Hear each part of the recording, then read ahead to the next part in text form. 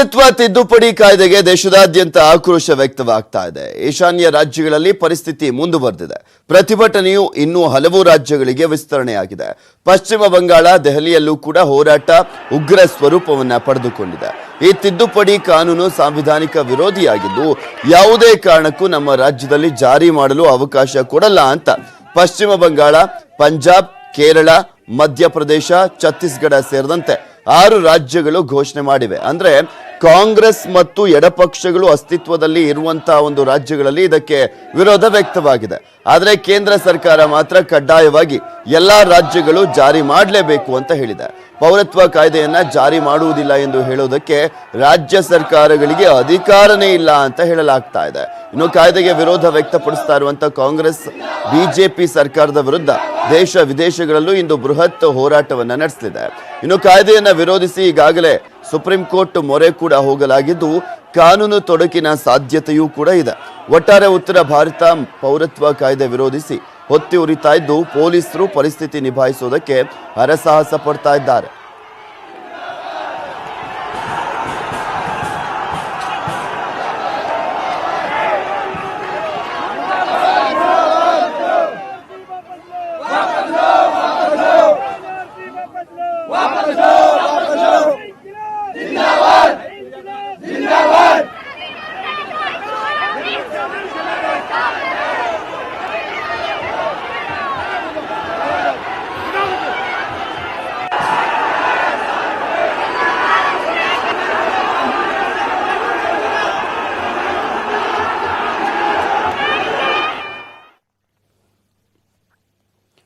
ಹೃದಯ ಸಮಸ್ಯೆಯಿಂದ ಬಳಲ್ತಾ ಇದ್ದಂತ ಸಿದ್ದರಾಮಯ್ಯ ಇಂದು ಆಸ್ಪತ್ರೆಯಿಂದ ಮನೆಗೆ ಬರುವಂತ ಸಾಧ್ಯತೆ ಇದೆ. ಖಾಸಗಿ ಆಸ್ಪತ್ರೆಯಲ್ಲಿ ಸ್ಟಂಟ್ ಅಳವಡಿಸಿಕೊಂಡಿರುವಂತ ಸಿದ್ದರಾಮಯ್ಯ ಕಳೆದ 3 ದಿನದಿಂದ ಆಸ್ಪತ್ರೆಯಲ್ಲೇ ಚಿಕಿತ್ಸೆಯನ್ನ ಪಡಿತಾ ಇದ್ದಾರೆ.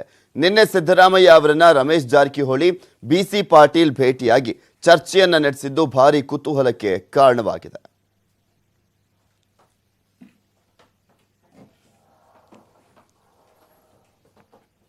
ಹೆಂಡತಿ ಹಾಗೂ ಆಕೆಯ ಪೋಷಕರ ಕಿರುಕುಳಕ್ಕೆ ಮನನೊಂದ ಟೆಕ್ಕಿ ಶ್ರೀನಾಥ್ ಎಂಬುವವರು ಆತ್ಮಹತ್ಯೆಯನ್ನ ಮಾಡಿಕೊಂಡಿರುವಂತಹ ಘಟನೆ ಬೆಳ್ಳಂದೂರು ಬಳಿಯ ಹಾಲನಾಯಕನಹಳ್ಳಿಯಲ್ಲಿ ನಡೆದಿದೆ.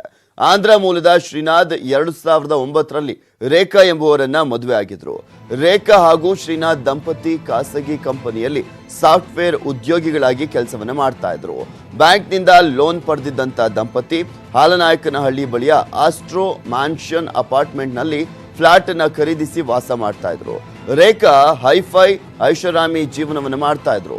ಪತ್ನಿ ರೇಖಾಗೆ ದುಂದು ವೆಚ್ಚ ಮಾಡದಂತೆ ಶ್ರೀನಾಥ್ ಬುದ್ಧಿವಾದವನ್ನ ಹೇಳಿದ್ದಾರೆ.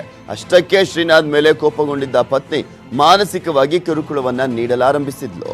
ತಂದೆ ತಾಯಿಯಿಂದ ಆಸ್ತಿಯನ್ನ ಪಡೆದುಕೊಂಡು ಬರುವಂತೆ ಪತಿಗೆ ಪೀಡಿಸಲಾರಂಭಿಸಿದ್ಲು. ತಿಂಗಳಿಗೆ 1 ಲಕ್ಷ ಬಾಡಿಗೆ ಬರುವ ಆಸ್ತಿ ಕೊಡು, ಇಲ್ದಿದ್ರೆ ಡೈವರ್ಸ್ ನೀಡುವಂತೆ ಬ್ಲಾಕ್ ಮೇಲ್ ಮಾಡ್ತಾ ಇದ್ಲು ಅಂತ ಹೇಳಲಾಗ್ತಾ ಇದೆ. ಇದರಿಂದ ಮನನೊಂದಂತ ಶ್ರೀನಾಥ್ ತಾವು ವಾಸವಿದ್ದಂತ ಫ್ಲಾಟ್ನಲ್ಲೇ ಆತ್ಮಹತ್ಯೆಯನ್ನ ಮಾಡಿಕೊಂಡಿದ್ದಾರೆ. ಶ್ರೀನಾಥ್ ಸಾವಿಗೆ ಪತ್ನಿ ರೇಖಾ ಹಾಗೂ ಆಕೆಯ ಪೋಷಕರು ಕಾರಣ ಅಂತ ಶ್ರೀನಾಥ್ ತಂದೆ ಗುಡ್ಲ ನಾಗೇಶ್ವರರಾವ್ ದೂರನ್ನ ನೀಡಿದ್ದಾರೆ. ಐಪಿಸಿ ಸೆಕ್ಷನ್ 306 ಆತ್ಮಹತ್ಯೆಗೆ ಪ್ರಚೋದನೆ ಹಾಗೂ ಐಪಿಸಿ ಸೆಕ್ಷನ್ 34 ಅಡಿ ಅಪರಾಧಿಕ ಸಂಚು ಆರೋಪದಡಿ ಆರೋಪಿಗಳ ವಿರುದ್ಧ ಎಫ್ಐಆರ್ ಅನ್ನ ದಾಖಲಿಸಿಕೊಂಡು ಬೆಳ್ಳಂದೂರು ಪೊಲೀಸರು ತನಿಖೆಯನ್ನ ಕೈಗೊಂಡಿದ್ದಾರೆ.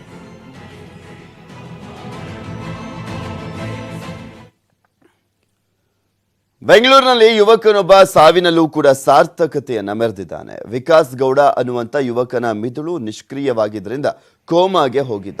ಹೀಗಾಗಿ ವಿಕಾಸ್ ಅಂಗಾಂಗಗಳನ್ನ ಪೋಷಕರು ದಾನ ಮಾಡಿದ್ದಾರೆ.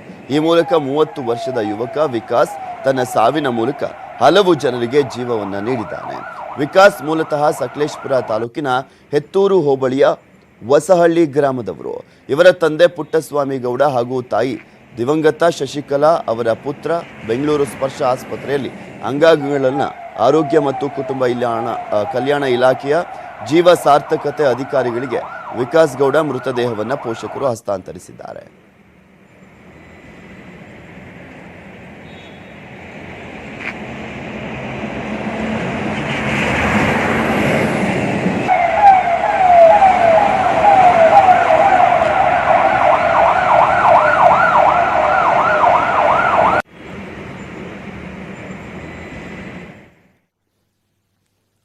ಸದ್ಯ ಈರುಳ್ಳಿಗೇನೋ ಬಂಪರ್ ಬೆಲೆ ಇದೆ, ಆದ್ರೆ ಅದೇ ಮೆಣಸಿನಕಾಯಿ ಬೆಳೆಗೆ ಉತ್ತಮ ಬೆಲೆಯೇ ಸಿಗ್ತಾ ಇಲ್ಲ. ಈರುಳ್ಳಿ ಬೆಳೆದಂತ ರೈತ ಲಕ್ಷ ದುಡ್ಡನ್ನ ಎಣಿಸ್ತಾ ಇದ್ರೆ, ಮೆಣಸಿನಕಾಯಿ ಬೆಳೆದಂತ ರೈತನಿಗೆ ಕಹಿ ಮೇಲೆ ಕಹಿ ಅನುಭವ. ಒಂದು ಕಡೆ ಬೆಳೆದು ನಿಂತಿರುವಂತ ಮೆಣಸಿನಕಾಯಿಗೆ ಕೊಳೆ ರೋಗವಿದ್ರೆ, ಮತ್ತೊಂದು ಕಡೆ ಸಮರ್ಪಕ ಬೆಲೆನೂ ಕೂಡ ಸಿಗದೆ ಗಣಿನಾಡಿನ ರೈತರ ಪಾಲಿಗೆ ಇನ್ನಷ್ಟು ಖಾರದ ಅನುಭವವಾಗ್ತಾ ಇದೆ.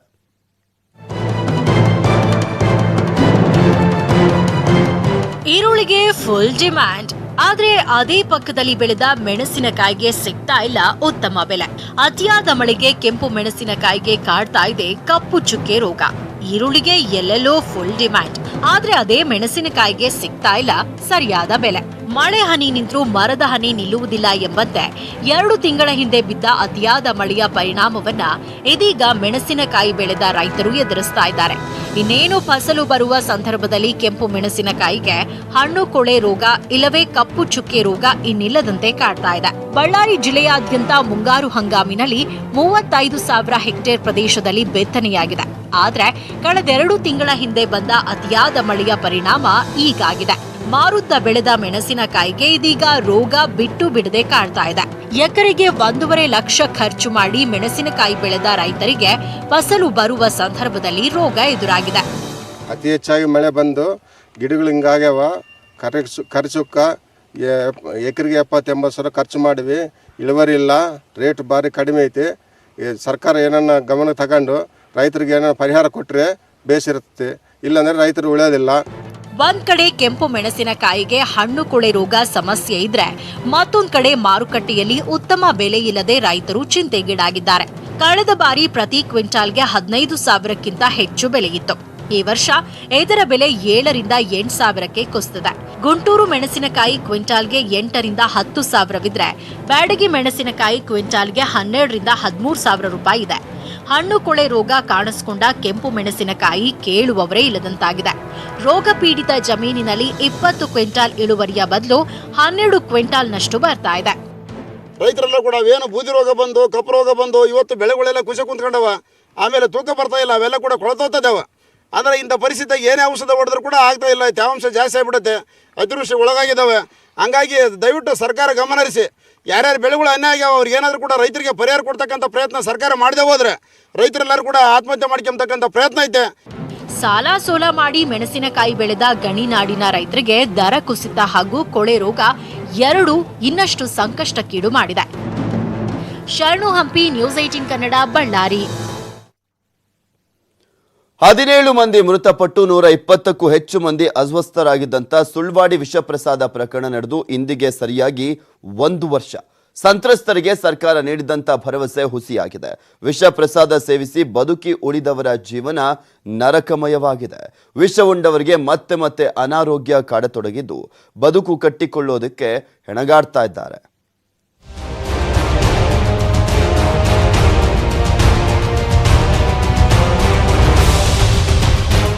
ರಾಜ್ಯವನ್ನೇ ತಲ್ಲಣಗೊಳಿಸಿದ್ದ ಸುಳ್ವಾಡಿ ವಿಷಪ್ರಸಾದ ದುರಂತ ನಡೆದು ಇಂದಿಗೆ ಸರಿಯಾಗಿ 1 ವರ್ಷ. ಚಾಮರಾಜನಗರ ಜಿಲ್ಲೆಯಲ್ಲಿರುವ ಸುಳ್ವಾಡಿ ಮಾರಮ್ಮ ದೇವಸ್ಥಾನದ ಆಡಳಿತದಲ್ಲಿ ಏಕಚಕ್ರಾಧಿಪತ್ಯ ಸ್ಥಾಪಿಸಲು ಟ್ರಸ್ಟ್ ಅಧ್ಯಕ್ಷ ಇಮ್ಮಡಿ ಮಹದೇವ ಸ್ವಾಮೀಜಿ ಹಾಗೂ ಇತರ 3 ಸೇರಿ ಮಾಡಿದ ಪಿತೂರಿಗೆ 17 ಮಂದಿ ಅಮಾಯಕರು ಬಲಿಯಾಗಿ 120ಕ್ಕೂ ಹೆಚ್ಚು ಮಂದಿ ಅಸ್ವಸ್ಥರಾಗಿದ್ರು. ಮೃತರ ಕುಟುಂಬಸ್ಥರಿಗೆ ಸರ್ಕಾರ 5 ಲಕ್ಷ ಪರಿಹಾರ ನೀಡಿತ್ತು. ಅಸ್ವಸ್ಥರಾಗಿದ್ದವರಿಗೆ ತಲಾ 50,000 ರೂಪಾಯಿ ಪರಿಹಾರ ನೀಡಿತ್ತು. ಆದರೆ ವಿಷದ ಎಫೆಕ್ಟ್ನಿಂದಾಗಿ ಅಸ್ವಸ್ಥರಾಗಿದ್ದವರು ಇಂದಿಗೂ ಶಕ್ತಿಹೀನರಾಗಿ ಬದುಕುತ್ತಿದ್ದಾರೆ. ಕಣ್ಣು ಉರಿ, ಹೊಟ್ಟೆ ಉರಿ, ದೃಷ್ಟಿಹೀನತೆ ಮೊದಲಾದ ಆರೋಗ್ಯ ಸಮಸ್ಯೆಗಳಿಂದ ಬಳಲುತ್ತಿದ್ದಾರೆ. ವಿಷಪಾತ ಊಟ ಮಾಡಿದವರು ಸುಳ್ವಾಡಿಯಲ್ಲಿ ನಮ್ಮ ಕೈ ಕಾಲು ನೋವು, ಹೊಟ್ಟೆ ನೋವು, ಬಿಸಿಲ್ಕೋಗೋಕ್ಕಾಗಲ್ಲ, ಕಣ್ಣೆಲ್ಲ ಮಂಜು ಸಲ ಕಟ್ಕೋತದೆ, ಏನು ಸುಸ್ತು, ಏನು ಮಾಡೋಕ್ಕಾಗಲ್ಲ ಮನೆಯಲ್ಲೇ ಕೆಲಸ ಮಾಡೋಕ್ಕಾಗಲ್ಲ, ಕೈ ಕಾಲೆಲ್ಲ ನೋವು, ಹೊಟ್ಟೆ ಉರಿ. ನಮ್ಮ ಮನೇಲಿ 2 ಊಟ ಮಾಡಿದವರು ಗಂಡ ಇಡ್ತಿರು, ಬೇದಿ ವಾಂತಿ ಆವಾಗವಾಗ ಆಯ್ತದೆ ತಲೆ ಸುತ್ತಲೂ. ಅಂದಿನ ಸಿಎಂ ಕುಮಾರಸ್ವಾಮಿ ಘಟನೆ ಬಳಿಕ ವಿಷಪ್ರಸಾದ ಸೇವನೆಯಿಂದ ಸಂತ್ರಸ್ತರಾದ ಕುಟುಂಬಗಳಿಗೆ ಸಾಂತ್ವನ ಹೇಳಿದ್ರು. ಅಲ್ಲದೆ ಬದುಕು ಕಟ್ಟಿಕೊಳ್ಳಲು ಸರ್ಕಾರದ ಹಲವು ಸೌಲಭ್ಯ ನೀಡುವುದಾಗಿ ಹೇಳಿದ್ರು. ಹುಸಿಯಾಯಿತು ಭರವಸೆ. ಎಚ್ಡಿಕೆ ನೀಡಿದ್ದ ಭರವಸೆಗಳಲ್ಲಿ ಸಂತ್ರಸ್ತರಲ್ಲಿ ಭೂರಹಿತರಿಗೆ ತಲಾ 2 ಎಕರೆ ಜಮೀನು ನೀಡುವುದಾಗಿ ಹೇಳಿದ್ರು. ವಸತಿ ರಹಿತರಿಗೆ ಮನೆ ಭಾಗ್ಯ, ನಿವೇಶನ ರಹಿತರಿಗೆ ನಿವೇಶನ, ಜಮೀನು ಇದ್ದವರಿಗೆ ಗಂಗಾ ಕಲ್ಯಾಣ ಯೋಜನೆಯಡಿಯಲ್ಲಿ ಕೃಷಿ ಪಂಪ್ ಸೆಟ್, ಹಿಂದುಳಿದ ವರ್ಗಗಳ ಕಲ್ಯಾಣ ಇಲಾಖೆಯಿಂದ 1 ಲಕ್ಷ ರೂಪಾಯಿ ಸಹಾಯಧನ ಹಾಗೂ ಅಂಬೇಡ್ಕರ್ ನಿಗಮದಿಂದ ತಲಾ 2 ಲಕ್ಷ ರೂಪಾಯಿ ಸಹಾಯಧನ ನೀಡುವುದಾಗಿ ಘೋಷಿಸಿದ್ರು. ಆದರೆ ಅದ್ಯಾವುದೂ ಈಡೇರಿಲ್ಲ. ಮತ್ತೊಂದೆಡೆ ಸುಳ್ವಾಡಿ ಕುಚ್ಗುತ್ ಮಾರಮ್ಮ ದೇಗುಲಕ್ಕೂ 1 ವರ್ಷದಿಂದ ಬೀಗ ಬಿದ್ದಿದೆ. ದೇಗುಲದ ಬಾಗಿಲು ತೆಗೆಯುವವರೆಗೂ ತಲೆ ಕೂದಲು ಗಡ್ಡ ತೆಗೆಯುವುದಿಲ್ಲ ಎಂದು ದೇಗುಲದ ಕಾವಲುಗಾರನಾಗಿದ್ದ ಪುಟ್ಟಸ್ವಾಮಿ ಹರಕೆ ಕಟ್ಟಿಕೊಂಡಿದ್ದಾರೆ. ಅಂದು ಪುಟ್ಟಸ್ವಾಮಿ ತಾನೂ ವಿಷ ಪ್ರಸಾದ ತಿಂದು ಮಗಳಿಗೂ ಪ್ರಸಾದ ನೀಡಿದ್ರು. ಅಂದಿನ ದುರಂತದಲ್ಲಿ ಮಗಳು ಅನಿತಾ ಸಾವಿಗೀಡಾಗಿದ್ರೆ ಪುಟ್ಟಸ್ವಾಮಿ ಅಸ್ವಸ್ಥಗೊಂಡು ಕಡೆಗೂ ಬದುಕುಳಿದಿದ್ರು. ಇಷ್ಟಾದ್ರೂ ಮಾರಮ್ಮನ ಮೇಲೆ ಭಕ್ತಿ ಕಡಿಮೆಯಾಗದೆ ಹರಕೆ ಹೊತ್ತಿದ್ದಾರೆ. ನಮ್ಮ ಕಾಪಾಡ್ಬೇಕಾದ್ರೆ ಅಮ್ಮನಿಗೆ ಮಂಡೆಗೆ ನೀರಿಲ್ಲ ಅಂದರೆ ನಾವು ಎತ್ತಿಗಿರ್ಬೇಕು ಸರ್, ನಾವು ಹಿಂಗೆ ಇರ್ಬೇಕಾಯ್ತದೆ ಸರ್. ಅದಕ್ಕೆ ಆದಷ್ಟು ಬೇಗ ನೀವು ಗುಡಿ ಓಪನ್ ಮಾಡ್ಬೇಕು. ಆಗ್ಬೇಕು ಸರ್. ಆಗಿಲ್ಲ ಅಂದ್ರೆ ಇನ್ನೇನು ಮಾಡಿ ಸರ್, ನಮ್ಮ ಮನೆ ಬರೀ ಎಷ್ಟು ಅಂದ್ಬಿಟ್ಟು ನಾವು ಹಿಂಗೆ ಇರುತ್ತೆ ಸರ್. ಸುಳ್ವಾಡಿ ದುರಂತದಲ್ಲಿ ತೊಂದರೆಗೀಡಾದವರಿಗೆ ಈವರೆಗೂ ಸರಿಯಾದ ಪರಿಹಾರ ಸಿಕ್ಕಿಲ್ಲ. ಈಗಿನ ಬಿಜೆಪಿ ಸರ್ಕಾರವಾದರೂ ಸುಳ್ವಾಡಿ ವಿಷ ದುರಂತದ ಸಂತ್ರಸ್ತರಿಗೆ ಹಿಂದಿನ ಸರ್ಕಾರ ನೀಡಿದ್ದ ಭರವಸೆ ಈಡೇರಿಸಬೇಕಿದೆ. SM Nandish, news 18 Kannada, Chamarajanagar. ದಕ್ಷಿಣ ಭಾರತದ ಅಜ್ಮೀರ್ ಎಂದು ಖ್ಯಾತಿಯನ್ನ ಪಡೆದಿರುವಂತಹ ಉಳ್ಳಾಲದ ದರ್ಗಾ ಈಗ ವಿವಾದಕ್ಕೆ ತುತ್ತಾಗಿದೆ. ದರ್ಗಾದ ಹಾಲಿ ಆಡಳಿತ ಸಮಿತಿ ವಿರುದ್ಧ ಅವ್ಯವಹಾರದ ಆರೋಪ ಕೇಳಿ ಬಂದಿದೆ. ಒಂದ್ ಕಡೆ ವಕ್ಫ್ ಇಲಾಖೆಯಿಂದ ಆಡಳಿತಾಧಿಕಾರಿಯನ್ನ ನೇಮಕ ಮಾಡಿದ್ರೆ, ಮತ್ತೊಂದ್ ಕಡೆ ರಾಜಕೀಯ ಒತ್ತಡದಿಂದ ಆ ಅಧಿಕಾರಿಯನ್ನೇ ದರ್ಗಾ ಪ್ರವೇಶ ಮಾಡದಂತೆ ತಡೆಯಲಾಗ್ತಾ ಇದೆ. ದಕ್ಷಿಣ ಭಾರತದ ಪುರಾತನ ದರ್ಗಾ ಉಳ್ಳಾಳದ ಸೈಯದ್ ಮದನಿ ದರ್ಗಾದಲ್ಲಿ ಭಾರೀ ಅವ್ಯವಹಾರದ ಆರೋಪ ಕೇಳಿಬಂದಿದೆ. 100 ಕೋಟಿಗೂ ಹೆಚ್ಚು ಆಸ್ತಿಯನ್ನ ಹೊಂದಿರುವ ದರ್ಗಾಕ್ಕೆ ಸೇರಿದ ಭೂಮಿಯನ್ನ ಅಕ್ರಮವಾಗಿ ಖಾಸಗಿಯವರಿಗೆ ಮಾರಾಟ ಮಾಡಿದ್ದಾರೆ ಎನ್ನಲಾಗಿದೆ.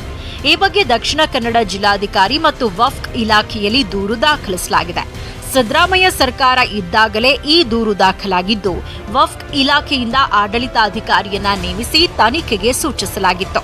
ಆದರೆ ಅಬ್ದುಲ್ ರಶೀದ್ ಅಧ್ಯಕ್ಷತೆಯ ದರ್ಗಾ ಆಡಳಿತ ಮಂಡಳಿ ಹೈಕೋರ್ಟ್ ಮೂಲಕ ತಡೆಯಾಜ್ಞೆ ತಂದು ತನಿಖೆಗೆ ಅಡ್ಡಿಪಡಿಸಿತ್ತು. ಈ ನಡುವೆ ವಕ್ಫ್ ಇಲಾಖೆಗೆ ಸೇರಿದ ಆಸ್ತಿಯಲ್ಲಿ ಗೋಲ್ಮಾಲ್ ಆಗಿರುವುದನ್ನ ಮನಗಂಡ ಹೈಕೋರ್ಟ್ ಇತ್ತೀಚೆಗೆ ತಡೆಯಾಜ್ಞೆ ತೆರವುಗೊಳಿಸಿತ್ತು. ಬಳಿಕ ನಿವೃತ್ತ ಅಧಿಕಾರಿ ಇಬ್ರಾಹಿಂ ಗೂನಟ್ಕಾ ಎಂಬುವರನ್ನ ವಕ್ಫ್ ಇಲಾಖೆಯಿಂದ ಆಡಳಿತಾಧಿಕಾರಿಯಾಗಿ ನೇಮಕ ಮಾಡಲಾಗಿತ್ತು. ಆದರೆ ದರ್ಗಾ ಆಡಳಿತ ಮಂಡಳಿ ಮಾತ್ರ ಸರ್ಕಾರದ ಆದೇಶವನ್ನೇ ಉಲ್ಲಂಘಿಸಿ ದರ್ಗಾ ಪ್ರವೇಶಿಸಲು ಆಡಳಿತಾಧಿಕಾರಿಗೆ ಅವಕಾಶ ಕೊಟ್ಟಿಲ್ಲ ಎನ್ನಲಾಗ್ತಿದೆ. ಇಲ್ಲ, ಇದರ ಹಿಂದೆ 2-3 ಸರ್ತಿ ಆಡಳಿತಾಧಿಕಾರಿಯನ್ನು ಹಾಕಿದ್ದಾರೆ. ಆಡಳಿತಾಧಿಕಾರಿಗೆ ಬಂದಿಲ್ಲೋ ಅದು ಏನಂತ ವಿಷಯ ಗೊತ್ತಿಲ್ಲ. ಆದರೆ ಆಡಳಿತ ಹಾಕಿದ್ದಾರೆ. ಅವರು ಆಡಳಿತಾಧಿಕಾರಿ ಕೆಲಸ ನಿರ್ವಹಿಸಿಲ್ಲ, ಇವರೇ ಆಡಳಿತ ಮಂಡಳಿ ಮಾಡ್ತಾಯಿದ್ರು. ಈಗ ನನ್ನ ಆಡಳಿತ ಮಾಡಿದ್ದಾರೆ, ನಾನು ಕೆಲಸ ನಿರ್ವಹಿಸ್ತೇನೆ. ಇಬ್ರಾಹಿಂ ಗೂನಟ್ಕಾ ಡಿಸೆಂಬರ್ 5ರಂದು ಉಳ್ಳಾಳ ಪೊಲೀಸರ ರಕ್ಷಣೆಯಲ್ಲಿ ದರ್ಗಾಗೆ ತೆರಳಿ ಅಧಿಕಾರ ಸ್ವೀಕರಿಸಿದ್ದಾರೆ. ಆದರೆ ಆಡಳಿತಾಧಿಕಾರಿಗೆ ಆಡಳಿತ ಕಮಿಟಿಯಿಂದ ಅಧಿಕಾರ ಹಸ್ತಾಂತರಿಸಿಲ್ಲ. ನ್ಯಾಯಾಂಗದ ಆದೇಶ ಪಾಲನೆ ಮಾಡದ ಜಿಲ್ಲಾಧಿಕಾರಿಯ ವಿರುದ್ಧವೇ ದೂರು ದಾಖಲಿಸಲು ಚಿಂತನೆ ನಡೆದಿದೆ. ಈ ವಿವಾದದ ಬಗ್ಗೆ ಮುಸ್ಲಿಮರಲ್ಲಿ 2 ತಂಡಗಳಾಗಿದ್ದು, ಸ್ಥಳೀಯ ಶಾಸಕ ಮಾಜಿ ಸಚಿವ ಯುಟಿ ಖಾದರ್ ಕೃಪೆಯಿಂದಲೇ ಹಾಲಿ ಆಡಳಿತ ಕಮಿಟಿ ರೌಡಿಸಂ ನಡೆಸ್ತಾ ಇದೆ ಎಂಬ ಆರೋಪ ಕೇಳಿಬಂದಿದೆ. ಯಾವುದಾದ್ರೂ ಒಂದು ಮಸೀದಿ, ದರ್ಗಾ ಅಥವಾ ವಕ್ಫ್ ಸಂಸ್ಥೆಗಳಿದ್ದರೆ ಅದಕ್ಕೆ ಒಬ್ಬ ಆಡಳಿತಾಧಿಕಾರಿಯನ್ನು ಸರ್ಕಾರ ಕಳಿಸಬೇಕಾದ್ರೆ ಅಲ್ಲಿ ಖಂಡಿತವಾಗಿ ಭ್ರಷ್ಟಾಚಾರ ನಡೆದಿದೆ ಮತ್ತು ಅಲ್ಲಿ ಅಲ್ಲಸಲ್ಲದ ಕೃತ್ಯಗಳು ಮಾಡಿರ್ತಾರೆ. ಈ ದರ್ಗಾಕ್ಕೆ ತಿಂಗಳಿಗೆ 30 ಲಕ್ಷಕ್ಕೂ ಹೆಚ್ಚು ಆದಾಯವಿದೆ ಎನ್ನಲಾಗಿದೆ. ಈ ಬಗ್ಗೆ ಸೂಕ್ತ ಲೆಕ್ಕಪತ್ರಗಳನ್ನು ಇಟ್ಕೊಂಡಿಲ್ಲ. ದೇಶ ವಿದೇಶಗಳಿಂದ ಈ ದರ್ಗಾಕ್ಕೆ ಮುಸ್ಲಿಂ ಭಕ್ತರು ಆಗಮಿಸುತ್ತಾರೆ. ಇವರಿಂದ ಬಂದ ಹುಂಡಿ ಹಣವನ್ನ ಆಡಳಿತ ಮಂಡಳಿ ದುರ್ಬಳಕೆ ಮಾಡಿಕೊಳ್ತಾ ಇದೆ. ಉಳ್ಳಾಳ ದರ್ಗಾ ಈಗ ಗೊಂದಲದ ಗೂಡಾಗಿದ್ದು, ಜಿಲ್ಲಾಡಳಿತ ಮತ್ತು ವಕ್ಫ್ ಇಲಾಖೆ ಜಟಾಪಟಿಗೆ ಕಾರಣವಾಗಿದೆ. ಕ್ಯಾಮರಾಮನ್ ನಿಖಿಲ್ ಸುವರ್ಣ ಜೊತೆ ಕಿಶನ್ ಶೆಟ್ಟಿ, ನ್ಯೂಸ್ 18 ಕನ್ನಡ, ಮಂಗಳೂರು. ಕೊಲ್ಲೂರು ಮೂಕಾಂಬಿಕೆ ದೇವಾಲಯದ ವೆಬ್ಸೈಟ್ ಹೆಸರಲ್ಲಿ ಹಣ ಲೂಟಿ ಮಾಡ್ತಾ ಇದ್ದಂತ ಆರೋಪಿ ಕೊನೆಗೂ ಪತ್ತೆಯಾಗಿದ್ದಾನೆ. ಕೊಲ್ಲೂರು ದೇವಾಲಯದಿಂದ ಕೆಲವೇ ದೂರವಿರುವಂತಹ ಕೇರಳ ಮೂಲದ ಕೈರಾಲಿ ಲಾಡ್ಜ್ ಹಾಗೂ ರೆಸಿಡೆನ್ಸಿ ಮಾಲೀಕ ಈ ಕೃತ್ಯವನ್ನು ಎಸಗಿರುವಂಥದ್ದು ತನಿಖೆಯಲ್ಲಿ ಬಯಲಾಗಿದೆ. ಸದ್ಯ ಸೆನ್ ಪೊಲೀಸರು ರೆಸಿಡೆನ್ಸಿ ಬ್ಯಾಂಕ್ ಖಾತೆಯನ್ನ ಅಂದರೆ ಇಲ್ಲಿ www.kolluru mookaambike.com.in ಹಾಗೂ kolluru mookaambike.org/. ಈ ಕಾಣಿಕೆ ಈ 2 ಫೇಕ್ ಅಕೌಂಟ್ ಹಾಗೂ ಹೆಲ್ಪ್ ಡೆಸ್ಕ್ ಅನ್ನ ಸೀಸ್ ಮಾಡಿ ತನಿಖೆಯನ್ನ ಮುಂದುವರಿಸಿದ್ದಾರೆ. ಇನ್ನು ಕೇರಳಕ್ಕೆ ಪರಾರಿಯಾಗಿರುವಂತಹ ಆರೋಪಿಯನ್ನ ಕೂಡ ಪತ್ತೆ ಹಚ್ಚಿರುವಂತಹ ಪೊಲೀಸರು ಶೀಘ್ರದಲ್ಲೇ ಬಂಧಿಸುವಂತ ಸಾಧ್ಯತೆ ಇದೆ ಅಂತ ಪೊಲೀಸ್ ಮೂಲಗಳು ಮಾಹಿತಿಯನ್ನ ನೀಡಿದೆ.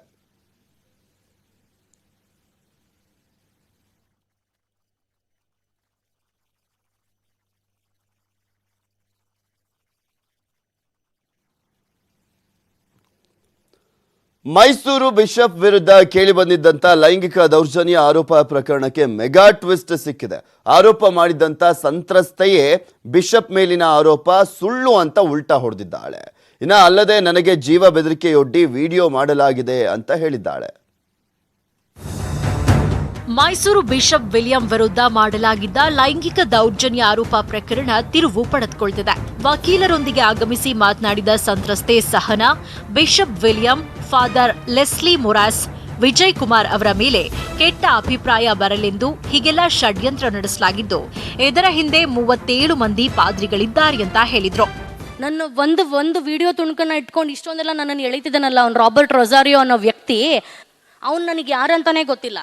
ಇವಾಗ ನನ್ನ ಪರ್ಸನಲ್ ಡ್ಯಾಮೇಜ್ ಮಾಡಿ ಕೂಡ್ಸಿದಾರಲ್ಲ, ನಾನು ಯಾರ ಹತ್ರ ಹೋಗಿ ಹೇಳ್ಕೊಳ್ಳಿ ಆಲ್ರೆಡಿ. ಮತ್ತೆ 37 ಜನ ಪ್ರೀಸ್ಟ್ ಯಾರೋ ಬರ್ತಿದ್ದಾರೆ. ಯಾರೋ ಪ್ರೀಸ್ಟ್ಗಳು ಬರಲಿ ಮುಂದೆ. ಯಾರು ಬರ್ತಿದ್ದಾರೆ ಮುಂದೆ? ಯಾರು ಬರ್ತಾ ಇಲ್ಲ ಸರ್ ಮುಂದೆ. ನನಗೆ ಜೀವ ಭಯವಿದ್ದ ಕಾರಣ ಇಷ್ಟು ದಿನ ಹೇಳೋಕಾಗ್ಲಿಲ್ಲ. ನಾನು ಯಾರ ವಿರುದ್ಧವೂ ದೂರು ನೀಡಿಲ್ಲ. ಕೇವಲ ರಾಬರ್ಟ್ ರೊಸೋರಿಯಾ ಕೊಟ್ಟ ದೂರಿನ ಅನ್ವಯ ತನಿಖೆ ನಡೀತಾ ಇದೆ. ಇನ್ನು ನಾನು ಗಿಲ್ಬರ್ಟ್ ಬಳಿ ಕೆಲಸ ಮಾಡ್ತಾ ಇದ್ದ ಕಾರಣ ಅವರೇ ನನ್ನ ವಿಡಿಯೋ ಮಾಡ್ಕೊಂಡಿದ್ರು. ಅಲ್ಲಿಂದಲೇ ಈ ವಿಡಿಯೋ ವೈರಲ್ ಆಗಿದೆ ಅಂತ ಹೇಳಿದ್ರು. ಗೊತ್ತಿಲ್ಲ, ಇದು ಫಾದರ್ ಗಿಲ್ಬರ್ಟ್. ನಾನು ಇನ್ನೊಂದು ಓಪನ್ ಆಗಿ ಹೇಳ್ಬಿಡ್ತೀನಿ, ಫಾದರ್ ಗಿಲ್ಬರ್ಟ್ ಅವ್ರ ಹತ್ರ ವಿಡಿಯೋ ಇದ್ದಿದ್ದು ಫಾದರ್ ಗಿಲ್ಬರ್ಟ್ ಅವ್ರ ಹತ್ರ. ಸೊ ಅವ್ರು ಏನ್ ಮಾಡ್ಕೊಂಡಿದಾರೋ, ಏನಕ್ಕೆ ಮಿಸ್ಲೀಡ್ ತಗೊಂಡಿದಾರೋ ನನಗೆ ಗೊತ್ತಿಲ್ಲ. ಈ ವಿಡಿಯೋ ಮಾರಾಟ ಆಗ್ತಾ ಇದೆ. ಬಿಷಪ್ ಮೇಲೆ ಲೈಂಗಿಕ ದೌರ್ಜನ್ಯ ಆರೋಪ ಮಾಡಿದ್ದ ಮಹಿಳೆ ಯು ಟರ್ನ್ ಹೊಡೆದಿದ್ದಾರೆ. ಪೊಲೀಸರು ಸೂಕ್ತ ತನಿಖೆ ನಡೆಸಿ ಸತ್ಯಾಸತ್ಯತೆ ಬಯಲಿಗೆಳಬೇಕಾಗಿದೆ. ಪುಟ್ಟಪ್ಪ, ನ್ಯೂಸ್ 18 ಕನ್ನಡ, ಮೈಸೂರು. ಗ್ರಾಮೀಣ ಭಾಗದ ಜನರಿಗೆ ಶುದ್ಧ ಕುಡಿಯುವಂತ ನೀರು ಪೂರೈಕೆಗಾಗಿ ಸರ್ಕಾರ ಕೋಟ್ಯಾಂತರ ರೂಪಾಯಿ ಖರ್ಚನ್ನ ಮಾಡ್ತಾ ಇದೆ. ಅಲ್ಲದೆ ಹಳ್ಳಿಗಳಲ್ಲಿ ಶುದ್ಧ ನೀರಿನ ಘಟಕ ಅಳವಡಿಸಿ ಜನರ ನೀರಿನ ದಾಹವನ್ನು ನೀಗಿಸ್ತಾ ಇದೆ. ಆದರೆ ಇಲ್ಲೊಬ್ಬ ವ್ಯಕ್ತಿ ನೀರು ಪೂರೈಸುವಂತ ಪೈಪ್ಲೈನ್ ಅನ್ನ ಧ್ವಂಸಗೊಳಿಸಿ ದರ್ಪವನ್ನ ಮೆರೆದಿದ್ದಾನೆ. ಹೀಗಾಗಿ ಜನರು ಗಲೀಜು ನೀರನ್ನ ಕುಡಿಯುವಂತಾಗಿದ್ದು ಪರದಾಟವನ್ನು ಮಾಡ್ತಾ ಇದ್ದಾರೆ.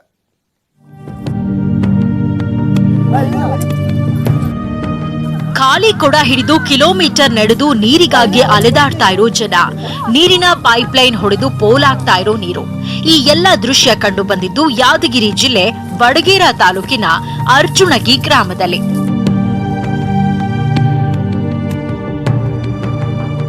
ಅರ್ಜುಣಗಿ ಗ್ರಾಮದಲ್ಲಿ ಸರ್ಕಾರ ಲಕ್ಷಾಂತರ ರೂಪಾಯಿ ವೆಚ್ಚ ಮಾಡಿ ಶುದ್ಧ ಕುಡಿಯುವ ನೀರಿನ ಘಟಕ ಅಳವಡಿಸಿದೆ. ಆದ್ರೆ ಗ್ರಾಮದ ಮುಖಂಡ ಬಸವರಾಜ್ ತನ್ನ ಜಮೀನಿಗೆ ನೀರಿನ ಘಟಕದ ವೇಸ್ಟ್ ನೀರು ಹರಿದು ಬರುತ್ತದೆ ಅಂತ ಶುದ್ಧ ಕುಡಿಯುವ ನೀರಿನ ಘಟಕದ ನೀರು ಪೂರೈಸುವ ಪೈಪ್ ಧ್ವಂಸಗೊಳಿಸಿ ದರ್ಪ ತೋರಿಸಿದ್ದಾನೆ.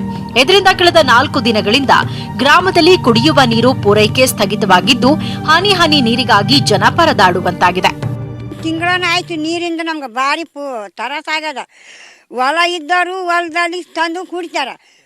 ನಮ್ಮ ಹೊಲಗಳು ದೂರ ಅವ, ಹಳ್ಳದ ನೀರು ತಂದು ಕೇಸಿ ಹೊಲದಲ್ಲಿ ಕೆಲಸ ಮಾಡಿ ತಂದು ಅಡುಗೆ ಮಾಡ್ಕೊಂತೀವಿ, ಕುಡ್ತೀವಿ. ನೀರಿಂದ ಅಂದ್ರೆ ಭಾರಿ ತಿಪ್ಪಲಾಗ್ಯದ ನಮ್ಗೆ. ಅದು ಎಲ್ಲ ಒಡಾಕಿರ್ತಾರೆ ನೀರಿಂದು. ಇದ್ದವರು ಬೇವ್ರಿಗೆ ಹೋಗಿ ತರ್ತಾರೆ, ಇಲ್ದವರು ಅದೇ ನೀರು ತಂದು ಅಡುಗೆ ಮಾಡ್ಕೊಂತೀವಿ. 2018-19ನೇ ಸಾಲಿನಲ್ಲಿ 12 ಲಕ್ಷ ರೂಪಾಯಿ ವೆಚ್ಚ ಮಾಡಿ ಅರ್ಜುಣಗಿ ಗ್ರಾಮದಲ್ಲಿ ಶುದ್ಧ ಕುಡಿಯುವ ನೀರಿನ ಘಟಕ ಅಳವಡಿಸಲಾಗಿತ್ತು. ಆದರೆ ನೀರಿನ ಘಟಕದ ವೇಸ್ಟ್ ನೀರು ಹೋಗಲು ಅಧಿಕಾರಿಗಳು ಸೂಕ್ತ ಕ್ರಮ ಕೈಗೊಂಡಿಲ್ಲ.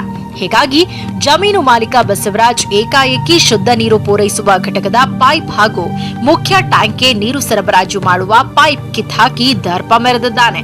ಇದರಿಂದ ಗ್ರಾಮದ ಜನರು ಗಲೀಜು ನೀರು ಸೇವಿಸುವಂತಾಗಿದ್ದು ಅನಾರೋಗ್ಯಕ್ಕೆ ತುತ್ತಾಗ್ತಿದ್ದಾರೆ. 2.5 ತಿಂಗಳಾಯ್ತು ಈಗ ಮತ್ತೆ ಬಂದಾಗಿ ಇವತ್ತಿಗೆ 4 ದಿವಸ ಇದ್ದೀರಿ. ನಾವಂತ ಅವತ್ತು ಊರಲ್ಲಿ ಇದ್ದಿದ್ದಿಲ್ಲ. ಇದೇನೋ ಲಾರಿ ಸಿಗಬಿದ್ದವ, ಎಲ್ಲ ಲಾರಿ ಸಿಗಬಿದ್ದ ಕೇಸಿದ ಅದಕ್ಕೆ ಹೊಲ್ದಾಗ ನೀರು ಹೋಗ್ಯಾವ ಅಂತೇಳಿ ಕೇಸಿ ಯಾರು ಏನು ಮಾಡ್ಯಾರೋ ಗೊತ್ತಿಲ್ಲ. ಹೊಡೆದಾರ್ದಂತ ನಮ್ಗೆ ಹೆಸರು ಗೊತ್ತಿಲ್ಲ. ಊರಿಗೆ ಬೋರ್ವೆಲ್ ಅವರಲ್ರಿ, 2 ಬೋರ್ವೆಲ್ ಅವ. ಸರಿ ಇಲ್ಲ, ನಿರ್ವಹಣೆಲ್ಲ ಕುಡಿಬೇಕಲ್ಲ. ಮೊದಲು ಕುಡಿದ್ವಲ್ಲ, ಬಾವಿ ಕುಡಿದ್ವಿ, ಅವೇ ಬೋರಿಂಗ್ ಕುಡಿದ್ವು ಅಂತ ನಿರ್ವಹಣೆಲ್ಲ ತಂದು ಕುಡಿತಾರೆ. ಕುಡಿಯುವ ನೀರಿನ ಪೈಪ್ಲೈನ್ ಧ್ವಂಸಗೊಳಿಸಲಾಗಿದ್ದು ಗ್ರಾಮದ ಜನ ನೀರಿಗಾಗಿ 1 ಕಿಲೋಮೀಟರ್ ನಡೆದು ನೀರು ತರುವಂತಹ ಪರಿಸ್ಥಿತಿ ನಿರ್ಮಾಣವಾಗಿದೆ. ಅಧಿಕಾರಿಗಳು ಕೂಡಲೇ ಎಚ್ಚೆತ್ತು ಸಮಸ್ಯೆ ಬಗೆಹರಿಸಬೇಕು ಅನ್ನುವುದು ಗ್ರಾಮಸ್ಥರ ಒತ್ತಾಯ. ನಾಗಪ್ಪ ಮಾಲಿಪಾಟೀಲ್, ನ್ಯೂಸ್ 18 ಕನ್ನಡ, ಯಾದಗಿರಿ. ಐತಿಹಾಸಿಕ ಬಾದಾಮಿ ಬನಶಂಕರಿಯಲ್ಲಿರುವಂತಹ ಹಂಪಿ ಕನ್ನಡ ವಿಶ್ವವಿದ್ಯಾಲಯದ ಶಿಲ್ಪಕಲಾ ಕೇಂದ್ರ ಸ್ಥಳಾಂತರಿಸಿ 3 ಸ್ಟಾರ್ ಹೋಟೆಲ್ ನಿರ್ಮಿಸುವುದಕ್ಕೆ ಸರ್ಕಾರ ಮುಂದಾಗಿತ್ತು. ಈ ಕುರಿತು ನ್ಯೂಸ್ 18 ಕನ್ನಡ ವರದಿಯನ್ನು ಬಿತ್ತರಿಸುತ್ತಿದ್ದಂತೆ ಸರ್ಕಾರ ಎಚ್ಚೆತ್ತುಕೊಂಡಿದೆ. ತನ್ನ ನಿರ್ಧಾರದಿಂದ ಹಿಂದೆ ಸರಿದಿದೆ ರಾಜ್ಯ ಸರ್ಕಾರ.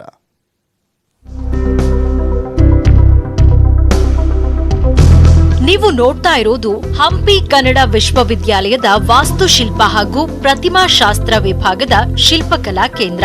ಬಾಗಲಕೋಟೆಯ ಬನಶಂಕರಿಯಲ್ಲಿರೋ ಈ ಕೇಂದ್ರವನ್ನ ಸ್ಥಳಾಂತರಿಸಿ 3 ಸ್ಟಾರ್ ಹೋಟೆಲ್ ನಿರ್ಮಿಸಲು ಪ್ರವಾಸೋದ್ಯಮ ಇಲಾಖೆ ಮುಂದಾಗಿತ್ತು. ಆದರೆ ಸ್ಥಳೀಯರು ತೀವ್ರ ವಿರೋಧ ವ್ಯಕ್ತಪಡಿಸಿದ್ರು. ಇದರಿಂದ ಎಚ್ಚೆತ್ತ ಸರ್ಕಾರ ಸಚಿವ ಸಂಪುಟ ಸಭೆಯಲ್ಲಿ ಶಿಲ್ಪಕಲಾ ಕೇಂದ್ರವನ್ನ ಸ್ಥಳಾಂತರಿಸುವ ವಿಚಾರವನ್ನ ಕೈಬಿಟ್ಟಿದೆ. ಇದು ನ್ಯೂಸ್ 18 ಇಂಪ್ಯಾಕ್ಟ್. ನಿನ್ನೆ ಸಚಿವ ಸಂಪುಟದಲ್ಲಿ ಈ ಕೇಂದ್ರ ಇಲ್ಲೇ ಉಳಿಬೇಕು ಅಂತನೋ ಒಂದು ನಿರ್ಧಾರವನ್ನು ಮಾಡಿದ್ದಾರೆ. ಆ ನಿರ್ಧಾರಕ್ಕಾಗಿ ನಾವು ಸಂತೋಷವನ್ನು ವ್ಯಕ್ತಪಡಿಸ್ತೇನೆ ಮತ್ತು ಅವರಿಗೆ ಸಚಿವ ಸಂಪುಟಕ್ಕೆ ಮತ್ತು ಮುಖ್ಯಮಂತ್ರಿಗಳಿಗೆ ಕೃತಜ್ಞತೆಗಳನ್ನು ಸಲ್ಲಿಸ್ತೀನಿ. ಶಿಲ್ಪಕಲಾ ಕೇಂದ್ರ ಸ್ಥಳಾಂತರಿಸೋ ನಿರ್ಧಾರದಿಂದ ವಿದ್ಯಾರ್ಥಿಗಳು, ಪ್ರಾಧ್ಯಾಪಕರು ಆತಂಕಕ್ಕೊಳಗಾಗಿದ್ರು. ಶಿಲ್ಪಕಲಾ ಕೇಂದ್ರ ಬನಶಂಕರಿಯಲ್ಲಿರೋದ್ರಿಂದ ವಿದ್ಯಾರ್ಥಿಗಳಿಗೆ ಕಲಿಕೆಗೆ ಪೂರಕವಾಗಿದೆ.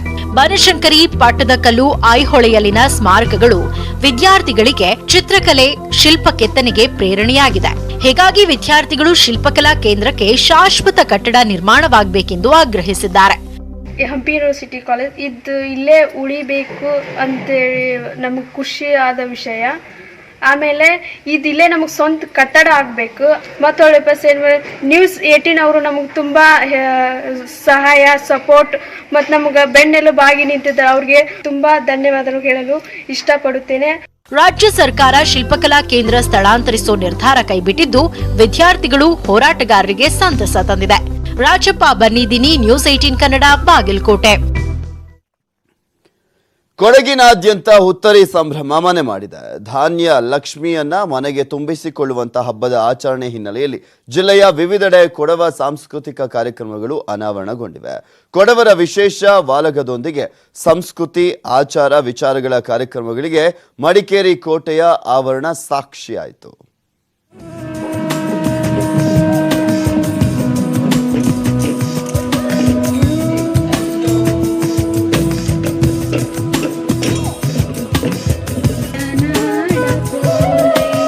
ಕೊಡಗಿನಾದ್ಯಂತ ಹುತ್ತರಿ ಹಬ್ಬವನ್ನ ಸಂಭ್ರಮ ಸಡಗರದಿಂದ ಆಚರಿಸಲಾಗಿದೆ. ಮಹಿಳೆಯರ ತಳಿಯಕ್ಕಿ, ಬೋಳಕ್ ಆಟ್, ದುಡಿ ಕೊಟ್ಪಾಟ್ನೊಂದಿಗೆ ಜಾಗಟೆ, ಡೋಲು ಸಹಿತ ಪೋಲಿ ಪೋಲಿ ದೇವ ಉದ್ಘೋಷಗಳ ನಡುವೆ ಕದಿರಿಯನ್ನ ತೆಗೆದು ತೆನೆಗಳನ್ನ ಮಂಟಪದಲ್ಲಿರಿಸಿ ಧಾನ್ಯಲಕ್ಷ್ಮಿ ಪೂಜೆಯನ್ನ ನೆರವೇರಿಸಲಾಯಿತು. ಕೊಡವರ ಸಾಂಪ್ರದಾಯಿಕ ಮತ್ತು ಶ್ರೇಷ್ಠ ಹಬ್ಬವೆಂದು ಗುರುತಿಸಿಕೊಂಡಿರುವ ಹುತ್ತರಿಯ ಆಚರಣೆ ಮಡಿಕೇರಿಯ ಕೋಟೆಯ ಆವರಣದಲ್ಲಿ ಮನೆ ಮಾಡಿತ್ತು. ಇತಿಹಾಸದ ಗತ ವೈಭವಕ್ಕೆ ಕೋಟೆ ಆವರಣ ಸಾಕ್ಷಿಯಾಯಿತು. ಮನೇಲಿ ಮಕ್ಕ ತೀರ ನಿಂಗಡ ಚಾಯಿಲ್ ಬಾವಳಲ್ಲ, ಬೇಲು ಬಾಣೆ ತೀರ ಎಲ್ಲಾಡ ತುಂಬಿ ತುಳುಕುವಲ್ಲ. ಕೊಡಗಿನ ಸುಗ್ಗಿ ಹಬ್ಬ ಹುತ್ತರಿ ಪ್ರಯುಕ್ತ ನಡೆದ ಸಾಂಪ್ರದಾಯಿಕ ಕೋಲಾಟ ನೋಡುಗರ ಮನಸೂರೆಗೊಳ್ತು. ವರ್ಷಕ್ಕೊಮ್ಮೆ ಬರುವಂತ ಡಿಸೆಂಬರ್ ಅಲ್ಲಿ ಹುತ್ತರಿ ಹಬ್ಬ ಅದನ್ನು ಆಚರಿಸ್ತೀವಿ. ಕದ್ರೆಲ್ಲ ತೆಗೆದು ಬಿಟ್ಟು ಮನೆಯಲ್ಲಿ ಆಚರಿಸ್ತೀವಿ. ಎಲ್ಲರೂ ಸೇರಿಬಿಟ್ಟು ಪಟಾಕಿ ಎಲ್ಲ ಹೊಡೆದು ಕದ್ರೆಲ್ಲ ತೆಗೆದು ಗದ್ದೆಗೆಲ್ಲ ಹೋಗಿ ಪೂಜೆ ಮಾಡಿ ಆಚರಿಸ್ತೀವಿ. ಮಂದು ಅಂತ ಕೊಡವರಿಗೆ ಎಲ್ಲರಿಗೂ ಒಂದು ಮಂದು ಅಂತ ಇರುತ್ತೆ, ಅಲ್ಲಿ ಹೋಗಿ ಕೋಲಾಟ, ಬಳಕಾಟ, ಉಮ್ಮತ್ತಾಟ ಎಲ್ಲವನ್ನು ಆಚರಿಸ್ತೀವಿ. ಕೋಟೆ ಆವರಣದಲ್ಲಿ ಮಹಿಳೆಯರು ಕೊಡುವ ಸಾಂಪ್ರದಾಯಿಕ ಸೀರೆಯುಟ್ಟು ಉಮ್ಮತ್ತಾಟ್ ನೃತ್ಯ ಪ್ರದರ್ಶಿಸಿ ತಮ್ಮ ಕಲೆಯನ್ನ ಅನಾವರಣಗೊಳಿಸಿದ್ರು. ಇನ್ನು ಪುರುಷರು ಕೂಡ ಕತ್ತಿಯಾಟ್, ಕೋಲ್ ಆಟ್, ಚವರಿ ಆಟ್ಗಳಲ್ಲಿ ಭಾಗವಹಿಸಿ ಸಂಭ್ರಮಿಸಿದ್ರು. ಯಾವಾಗಲೂ ನಾವು ಜಸ್ಟ್ ಯಾವ್ದಾದ್ರು ಪ್ರೋಗ್ರಾಮ್ ಅಲ್ಲಿ ನೋಡ್ತಾ ಇದ್ವಿ, ಆದರೆ ಈ ಸಲ ಡೈರೆಕ್ಟ್ ಆಗಿ ನೋಡಕ್ಕೆ ತುಂಬಾ ಚೆನ್ನಾಗಿ ಅನಿಸ್ತು. ರೆಡ್ ಸ್ಯಾರಿ ಮತ್ತೆ ಅವ್ರದ್ದು ಟ್ರೆಡಿಷನಲ್ ಒಂದು ಡ್ರೆಸ್ ಅಲ್ಲಿ ನೋಡಕ್ ತುಂಬಾ ಖುಷಿ ಆಯ್ತು. ಕೊಡಗಿನೆಲ್ಲೆಡೆ ಹುತ್ತರಿಯ ಸಂಭ್ರಮ ಮನೆ ಮಾಡಿದೆ. ರವಿ ಎಸ್ ಹಳ್ಳಿ, ನ್ಯೂಸ್ 18 ಕನ್ನಡ, ಕೊಡಗು. ಒಂದೊಂದು ಕಡೆ ಒಂದೊಂದು ರೀತಿಯಾದಂಥ ಜಾತ್ರೆಯನ್ನ ಆಚರಿಸಲಾಗುತ್ತೆ. ಇಲ್ಲೊಂದು ಕಡೆ ಜಾತ್ರೆಗಾಗಿ ಬಗೆ ಬಗೆಯ ಹಣ್ಣು ತಿನಿಸುಗಳಿಂದ ಅಲಂಕಾರ ಮಾಡಿದಂಥ ತೋರಣಗಳನ್ನು ರಸ್ತೆಗಳಲ್ಲಿ ಹಾಕಲಾಗ್ತದೆ. ಜಾತ್ರೆಯ ಬಳಿಕ ಎಲ್ಲರೂ ಕೂಡ ಸೇರಿ ಅವುಗಳನ್ನು ಹರಿದು ಹಂಚುವ ಮೂಲಕ ಜಾತ್ರೆಯನ್ನ ಕೊನೆಗೊಳಿಸ್ತಾರೆ. ಆಶ್ಚರ್ಯ ಆಗ್ತಾ ಇದೆಯಾ? ಹಾಗಿದ್ರೆ ಈ ಸ್ಟೋರಿ ನೋಡಿ.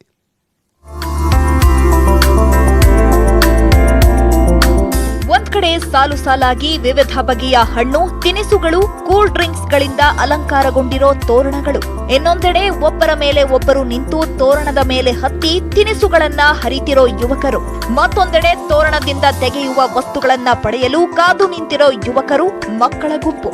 ಈ ದೃಶ್ಯಗಳು ಕಂಡು ಬಂದಿದ್ದು ಕಾರವಾರದ ಬೈತಖೋಲ ಗ್ರಾಮದಲ್ಲಿ.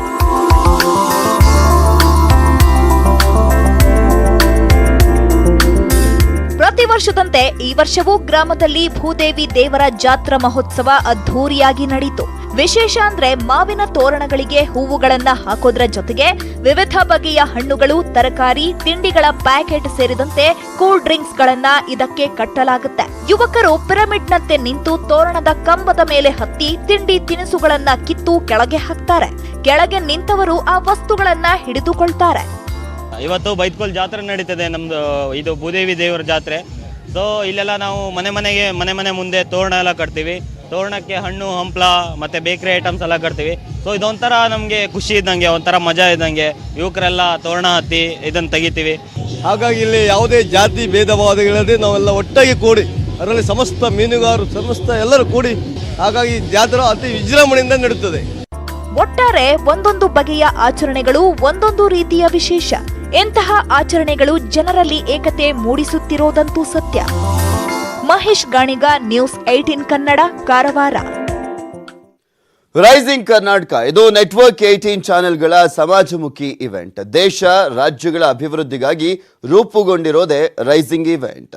ರೈಸಿಂಗ್ ಇಂಡಿಯಾ ಮಾದರಿಯಲ್ಲೇ ಆಯಾ ರಾಜ್ಯಗಳ ಅಭಿವೃದ್ಧಿ, ಸವಾಲು, ಸಮಸ್ಯೆಗಳ ಮೇಲೆ ಬೆಳಕು ಚೆಲ್ಲುವಂತ ವೇದಿಕೆ ಇದು.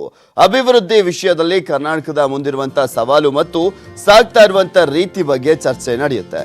ಬೇರೆ ಬೇರೆ ಕ್ಷೇತ್ರಗಳ ಪ್ರಗತಿ ಪರಿಶೀಲನೆ, ಅಭಿವೃದ್ಧಿ ದರ, ಸಾಗಬೇಕಿರುವಂತ ದೂರದ ಕುರಿತಾಗಿನ ಮೌಲ್ಯಮಾಪನವೇ ಈ ವಿಶೇಷ ಚರ್ಚೆ. ಕೃಷಿ ಕ್ಷೇತ್ರದಲ್ಲಿ ಆಗಬೇಕಾಗಿರುವಂತಹ ಸುಧಾರಣೆ, ಕೈಗಾರಿಕಾ ಕ್ಷೇತ್ರದ ಬೆಳವಣಿಗೆ, ಜಿಎಸ್ಟಿ ನಂತರದ ರಾಜ್ಯದ ಆರ್ಥಿಕ ಸ್ಥಿತಿಗತಿ, ಕೇಂದ್ರ ಹಾಗೂ ರಾಜ್ಯ ಸರ್ಕಾರಗಳ ಬಾಂಧವ್ಯ, ಸಾಮಾಜಿಕ ವಲಯದ ಕುಂದುಕೊರತೆಗಳು ಎಲ್ಲವೂ ಕೂಡ ಇಲ್ಲಿ ಚರ್ಚೆಗೆ ಬರುವಂತಹ ವಿಷಯಗಳೇ. ವಿವಿಧ ವಲಯದ ತಜ್ಞರು ರೈಸಿಂಗ್ ಕರ್ನಾಟಕದಲ್ಲಿ ಪಾಲ್ಗೊಂಡು ತಮ್ಮ ತಮ್ಮ ಸಲಹೆ ಸೂಚನೆಯನ್ನ ನೀಡ್ತಾರೆ. ಈ ಕಾರ್ಯಕ್ರಮ ಇಂದು ಸಂಜೆ ಬೆಂಗಳೂರಿನಲ್ಲಿ ನಡೆಯಲಿದೆ.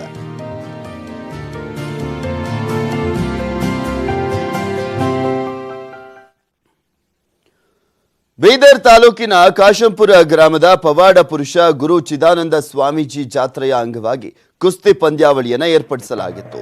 ಗ್ರಾಮೀಣ ಕ್ರೀಡೆಯಾದರೂ ಕೂಡ ಇಂದಿಗೂ ಸಹ ತನ್ನದೇ ಹಿರಿಮೆಯನ್ನ ಉಳಿಸಿಕೊಂಡಿದ್ದು ರಾಜ್ಯ ಹಾಗೂ ಹೊರ ರಾಜ್ಯದಿಂದ ಸ್ಪರ್ಧಿಗಳು ಆಗಮಿಸಿದ್ರು. ಜಗಜಟ್ಟಿಗಳು ಒಂದೊಂದು ಪಟ್ಟು ಹಾಕ್ತಾ ಇದ್ರೆ ನೆರೆದವರು ಸಿಳ್ಳೆ ಚಪ್ಪಾಳೆ ಮೂಲಕ ಹುರಿದುಂಬಿಸಿದ್ರು.